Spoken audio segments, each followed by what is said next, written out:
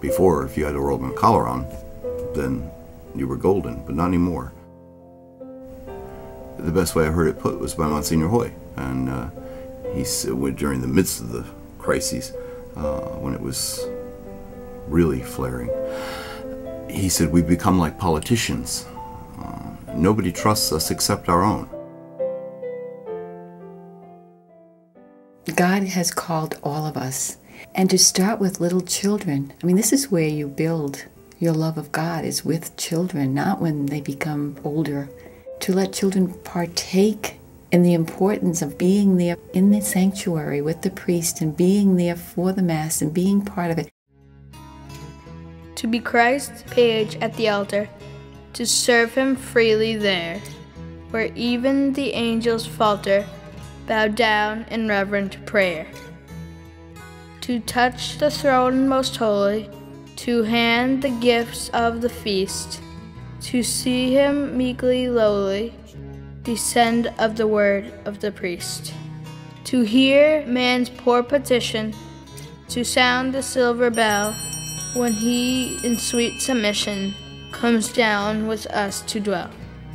No grander mission surely could saints or men enjoy, no heart should love more purely than yours, my altar boy. The origin of the altar service is the need to have someone that participates in the Mass but also helps the priest, literally a server that serves at the altar, and I suppose in some ways it's a parallel to serving at table. Altar servers assist at Mass. They have various functions. Basically to assist the priests and to make things move smoothly. It also adds part to the ritual. They add that solemnity to the beginning of the Mass with the procession. And we prepare the altar, and he pours the wine and the water in the chalice. He just gets ready for the people to receive communion. Once they're here up in the sanctuary, they have their place where they sit or stand, and it's convenient for them. It's usually try to keep them close to the credence table, where we keep the water and the wine and the chalice, the things that we use at Mass, so that it's accessible to them. And so their responsibility during the Mass is to assist the priest.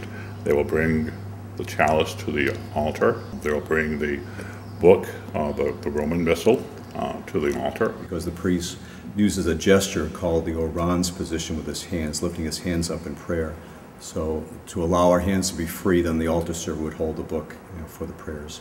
He gets the bread from the tabernacle, and then he re-says what Jesus said at the supper they did, and then he eats the bread, and he drinks the wine, and then he serves it to us, and then he serves it to everybody in the pews. And so it just gives them the ability, when they're young, to know that they have the ability to give something in their church and very locally in their parish family, and hopefully they feel good about that.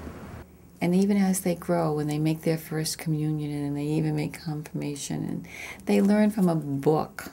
But I think the more involved they come into the church and the more that they work with people in the church, the more they understand, the closer they come to God and understanding God's love, His unconditional love. I mean, the church is a community, and it's a community from cradle to grave. The youth are obviously an extremely vital part of any community, because they are the future of any community. The reason that they used the young kids was in the beginning was because they didn't have ordained acolytes, and so they allowed them to be used. As time went by, it became a way of encouraging kids to become priests. The significance of it now is that I really do feel it gives the priest also an opportunity to be with the kids, in the sense of, even though it's only a few minutes before Mass, week after week, you do get to know them really well, and it gives you a chance to talk with them or joke with them or whatever, and so that connection not only to the Mass but to the priest as well. I know the kids feel it. I train altar servers, and I say, listen, you get up here in this sanctuary, at the foot of the altar, you're as close to God as you're going to be on this earth. That's it. You can't get any closer than that. Participating and serving at the altar is a way to give them an active participation in the Mass. Also, it gives them a closer look. When I'm talking to the altar servers, I say, you get to see everything that's going on and you get to become much more familiar with the Mass. You actually get some action in because the people usually sit in the pews and kneel and stand and usually get the bread, but... You're closer to the actual ceremony itself if you're right up there on the altar. So I think mostly everyone who feels a very special calling, and this is why it's so humbling, to be a part of the Mass in that way. With altar servers, it's just one small way that the young people feel some ownership in their parish. I see, the life of the church in these young men and women who come forward and serve as altar servers. I want to keep being an altar server as long as I can. It's just something I enjoy doing. And it's good for me. Most people see it, I think perhaps they see it superficially, in the sense that, they have these young men and women up at the altar, and don't they look so cute? And yet, you wonder if they really appreciate the functions that they perform here up at the altar, and the significance of what they're doing. When they get older, they can be mentors to the younger people. They can be involved in training them and just being an inspiration because they're the older kids. We're playing a big role for the church and our family because I get to teach my family things, because I think my other brothers might want to become altar servers, so I want to teach them as much as I know so that they're ready if they want to become an altar server. If you have a little sister or a little brother, you can actually tell them what you learned so that they can learn. Here in this parish, they wear a special blue frontal to show that they've been serving a number of years, and they take great pride in wearing that.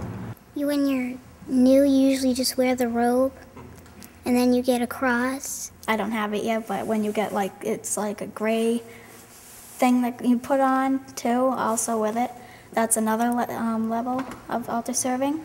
So there might be, perhaps a need for some education in terms of just letting people know that the altar servers have an important role up here at the altar, that it's not just up here for show, etc. But I think this is the call to the lay people to take part, to be a part of the church, not just let the priests and nuns and everyone do everything. I think it's very important. I think it's God's plan. It really is encouraging for everyone to see a variety of ages and involvement. It's also interesting that where I was before, we had many adult servers for the funeral masses. And there were no altar servers because now we can't get the kids out of school anymore to serve Mass. St. John's, they just go across the street and get what they want. We can't.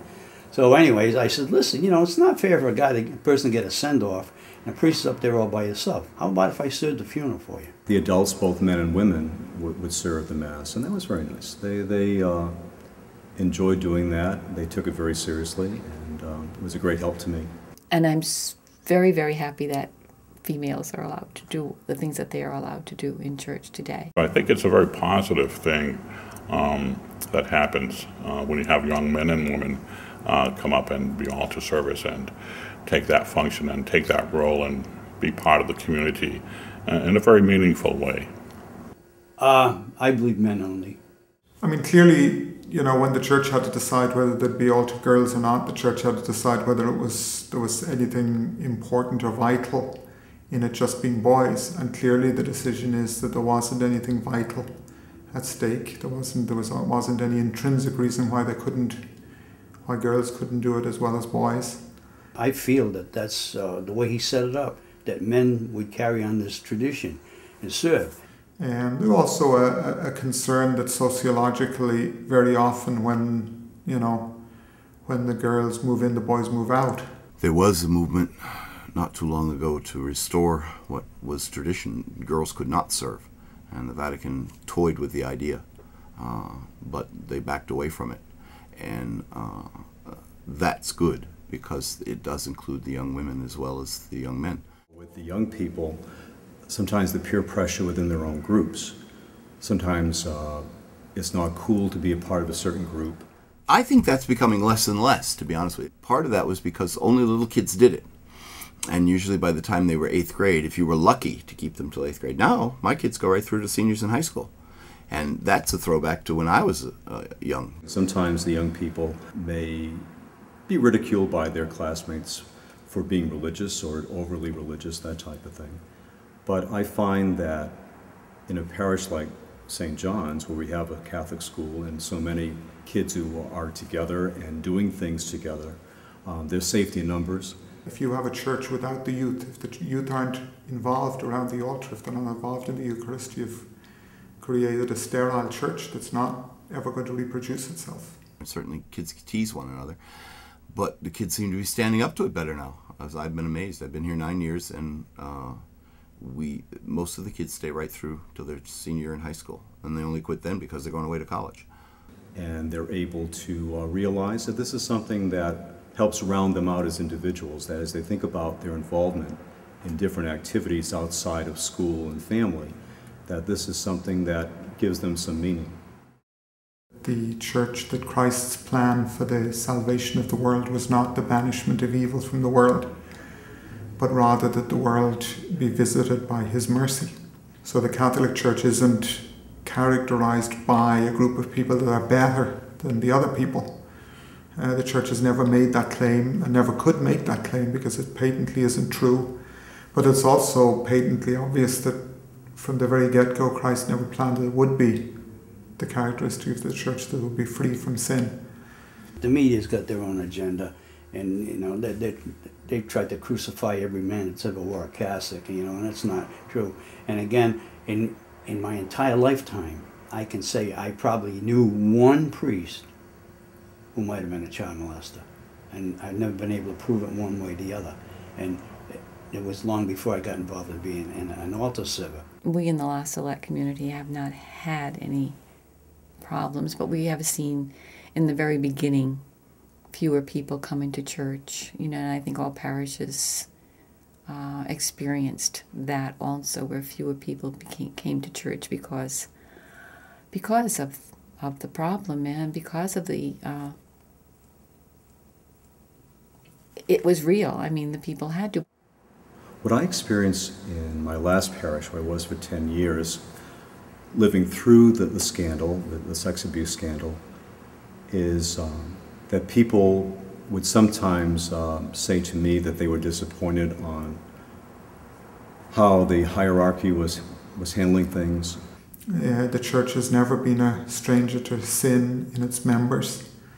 And, the most grievous sins of every age cry out, just as the sins of pedophilia cry out today.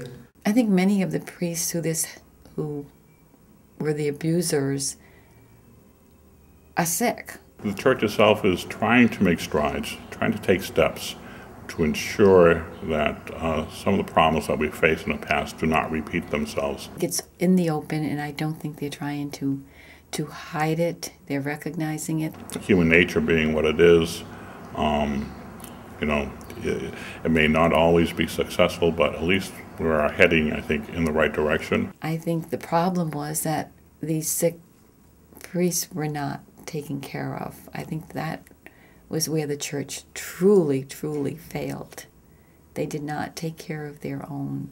Christ's answer to those sins is his mercy. A lot of people think that mercy means it doesn't matter. Of course it matters. And mercy doesn't even mean that there's no punishment, but it means that Christ's method of overcoming sin is to embrace all, even the greatest sinners, to embrace them in his love. You can't paint everybody with one brush, all right? It's the same thing with being a father, okay? You got guys, they're in jail, they beat their kids, they beat their wife. That make us all bad? No, I've been married 55 years, I never struck my wife in my life. I cannot see doing things like that. So it's the same thing with the clergy. If anything, I saw my role as a priest to be one of reconciler, of healer, of a father in the true sense of thinking about the needs of the family, the parish family. Immediately after the scandals broke, we had there were really two big efforts took place. One was the legal effort to protect both the youth and the church from the legal damages that were being done. And there was also an attempt to, to correct the behaviour and to pursue those who may have who sinned and broke the law. So to relieve those in charge a little bit, I don't think there was the education that there is today. Hopefully everybody is a little bit more aware, more educated, and observant and noticing of what's going on so that it doesn't repeat itself. In our diocese, priests are being trained in a sense. We've gone through workshops to discuss our role and to be more aware of what is proper and what is not proper in terms of giving people space. And not taking for granted that I was given a special responsibility, and in all humility I had to somehow deal with that and trying to be as Christ-like as I could be. For me, there was a tendency to distance myself at certain times, with the congregation and with the children of the parish.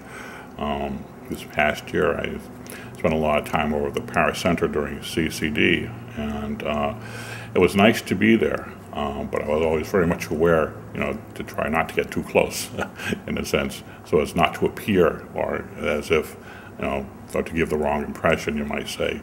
So that's always in the back of my mind. I think it probably always will be. I think something good came from all of this, because it's not just in the Catholic Church, it's not just in any church, it's in any kind of grouping where older adults, mainly male, have this charisma about them as far as young children are concerned. School teachers, coaches, and they all stand a little bit above these kids, and they all have an influence on little children.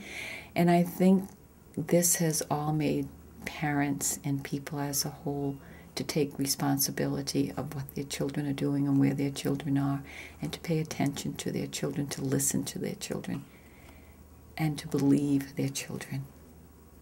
And I think that some good from that point. Christ died not for the just but for sinners, as he said himself. And even among these sinners are the pedophiles and the people who have done terrible things. So when they're doing their time in prison or whatever they're paying their debt to society, which they must pay in justice, and mercy isn't against that justice. However, they should be visited, and they also need to know the mercy of God. I think, there's a lot that needs to be done, and hopefully over time, a lot of the healing will take place. And it's going to take service. The trust that we had was created by the priests of 100 years ago. In every need, people turned to the priest. And if you read some of the histories, the priests were heroic. As the Irish went from being the no Irish need apply to the mayor of Boston, to the governor, ultimately to the presidency, the priests' status rose with them because they had taken care of their ancestors and they had served long and hard. And so when the scandals hit, that gave people the opportunity to throw off, quote, the shackles of the priest domination. Politically, I think some people took advantage of that. There needs to be a longer, deeper, ongoing work, however, which is the work that the Church is always involved in, which is the work of conversion to Christ, conversion to the gospel, change of heart. And that's where the real reform lies. The other thing is the legal protections and the disciplinary protections and all that are very important, but all they can do is open a space for that serious work that has to go on, which is the real work of reform, which is the change of heart. But I think that the only way it's going to be built up again is as now we start with the Reformed way, and the priests are of service. And the more they are of service, and the more, and people do, they appreciate dedication. The more they see that, the priest develops what I call an authority of service. It's not the service of authority, it's the authority of service. So if you, there's a respect for a person who serves generously and freely. And I think it's going to go beyond my lifetime, because it took a century to build up in the past. It'll take a long time to build up again. But every way in which the priest can serve the community and is there at the births, at the deaths, at the weddings, at the sickness, and all the other, basically is present in every situation that he can be present in and be there for them, then it will heal. But it's going to take a while. And as far as the priests who have been guilty, I just have to leave that up to God. The only thing what to me sums up everything, and always has and always will, whatever you do, whether it's serving at the altar, work, play, whatever, if I were to have a final word, it'd be Christ's final word. What's the greatest law? Love one another as I have loved you. If you do that, you fulfill the whole law and the prophets. So in everything that you do, that would be, I suppose, one of the messages that I would give to service, to priests, to anybody in the church. Our whole force, if you will, in following Christ is to carry out that command in whatever way it takes you. I think you should be completely open-minded, be willing to study the church, live it, and make up your own minds exactly what the truth is. And I think if you use that kind of an approach, you're going to be a good Catholic. You may not be an altar boy for life, like I am, but you're going to be a good Catholic. So altar service, yeah. The more devotion, if you will, genuinely out of love for the Eucharist, out of love for the ritual, but primarily it's the love. And so that would be it. Love one another as I have loved you. That's the bottom line of everything.